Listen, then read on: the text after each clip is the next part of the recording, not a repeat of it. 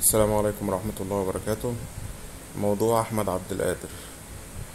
عبد القادر الفترة اللي فاتت طلع كلام إن هو عرض على إدارة الكرة بالنادي الأهلي مبلغ 30 مليون جنيه مقابل إنه ياخد الاستغنى بتاعه، وكفى الله المؤمنين شر القتال، ويخرج بره النادي ويمضي للنادي اللي هو عايزه.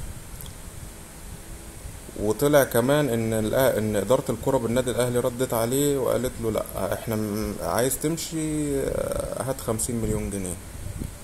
المفاجأة بقى ان الكلام ده ما حصلش، ان ادارة الكرة في الاهلي ما ردتش وقالت هات 50 مليون واتكل على الله. ادارة الكرة بالنادي الاهلي رفضت الموضوع فقط، محدش طلع قال احنا عايزين رقم فلاني، عايزين كذا عايزين كذا. الكلام ده عار تماما من الصحة.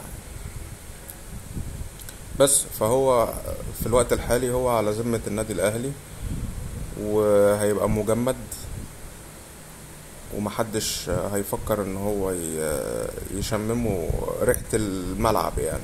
هيتمرن عادي عادي جدا، مفيش اي مشكلة، هينزل التمرين عادي وهيتمرن في الجيم، لكن مش هيخش القايمة، مش هيلعب مباريات، مفيش اي حاجة. وانا مع القرار ده.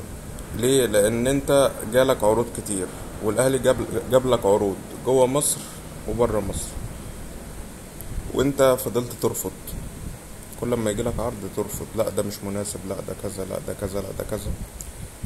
فخلاص يعني انت لعيب في النادي الاهلي ومن حق النادي الاهلي، فخلاص بقى يبقى الوضع على ما هو عليه.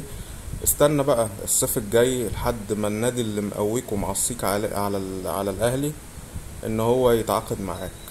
والله اعلم، ممكن ما يتعاقدش كمان، يعني ممكن النادي ده يغير رأيه في اي وقت ويكون جاب لعيب تاني، واحمد عبد القادر بقى يبدأ من اول وجديد يشوف له نادي.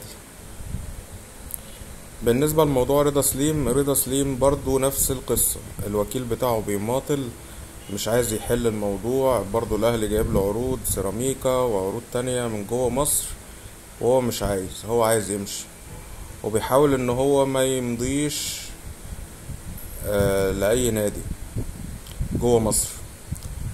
فالاهلي قال لك طيب انت جايلك عرض من الجيش الملكي، احنا هنوافق عليه وهنتحمل كمان جزء من مرتبك.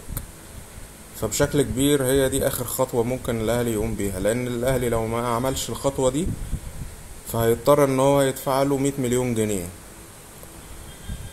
وباب القيد هيقفل يوم الاربعاء اللي جاي.